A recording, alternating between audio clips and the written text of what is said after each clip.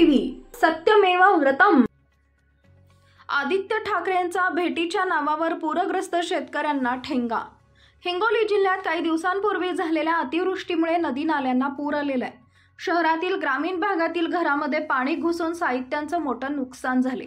नदी नाला जवळील शेती खरडून गेल्यामुळे शेतकऱ्यांचे प्रचंड नुकसान झाले। शेतामध्ये पाणी साचल्यामुळे शेतातील उभी पिकं जळून गेली।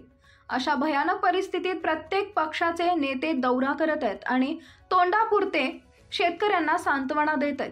प्रत्यक्षात मात्र मदत अजूनही पूरग्रस्त अतिवृष्टी शेतकऱ्यांना मिळालेली नाही। अतिवृष्टीग्रस्त शेतकऱ्यांना भेटी देणाऱ्यांमध्ये आणखी एक नेत्याचा दौरा आला। युवा सेनेचे प्रमुख माजी मंत्री आदित्य ठाकरे यांनी मराठवाड्याचा दौरा करून शेतकऱ्यांना सांत्वन करणार असं सांगण्यात आलं। त्यामध्ये हिंगोली जिल्ह्यातील डोंगरगाव इथं दिनांक 4 सप्टेंबर 2024 रोजी संध्याकाळी 4:30 ते 4:45 असं तब्बल 15 मिनिटांचा दौरा जाहीर केला। आता या 15 मिनिटांमध्ये आदित्य ठाकरे किती शेतकऱ्यांशी संवाद साधणार व त्यांच्या कशा प्रकारे अडचणी जाणून घेणार हे त्यांनाच माहीत। असो, शेतकरी दुपारपासूनच आदित्य ठाकरेंची वाट बघत ताटकळत उभे राहिले। रात्र झाली तरीही आदित्य ठाकरे यांनी डोंगरगाव इथं भेट दिली नाही। अखेर रात्रीच्या वेळेस एका पदाधिकाऱ्यांच्या भ्रमणध्वनीवरून आदित्य ठाकरे यांनी दुरूनात शेतकऱ्यांना ठेंगा दाखवत भ्रमणध्वनीवर शेतकऱ्यांशी संवाद साधत वेळ मारून नेली। आदित्य ठाकरेंच्या दौऱ्यात असलेल्या इतर जिल्ह्यांचा दौरा आदित्य ठाकरे यांनी केला। मात्र हिंगोली जिल्ह्यातील मतदारांनी शेतकऱ्यांनी आदित्य ठाकरे यांच्या खासदारांना निवडून देऊनही आदित्य ठाकरे यांनी हिंगोलीचा दौरा करण्यास का टाळलं हा प्रश्न उद्भवत आहे। आता आदित्य ठाकरे यांनी भेट दिल्यावरही फारसं काही झालं नसतं, मात्र शेतकऱ्यांना नाहक त्रास सहन करावा लागला।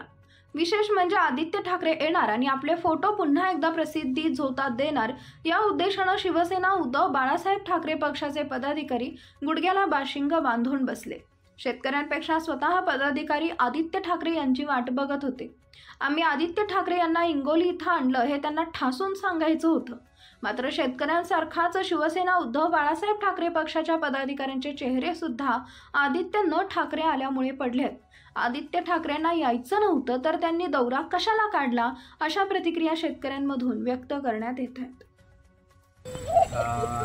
शेतीचं आणि गावातही 100 घरांचं नुकसान झालेलं आहे। शेती तर 100% गेलेली आहे।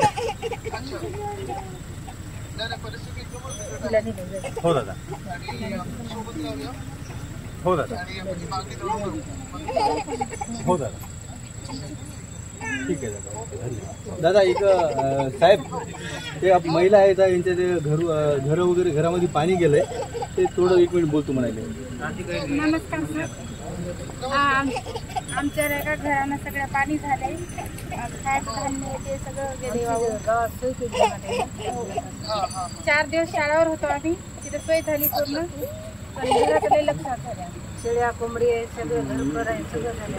खायचा माल राहिलाच नाही।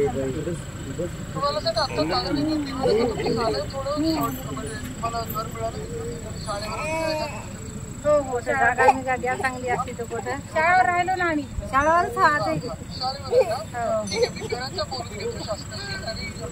गावात आमची सोय झाली सगळी, आम्हाला सगळं दिलं त्याने, गावात यायला त्याने, सरपंचाने ती सगळे रजभाऊने दिली, सगळ्यांनी दिली, सगळं आमची सोय केली।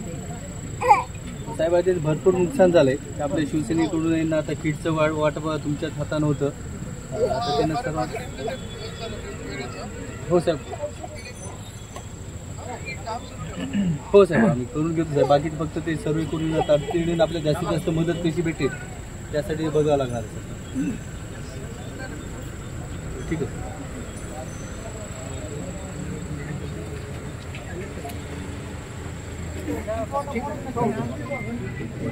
चला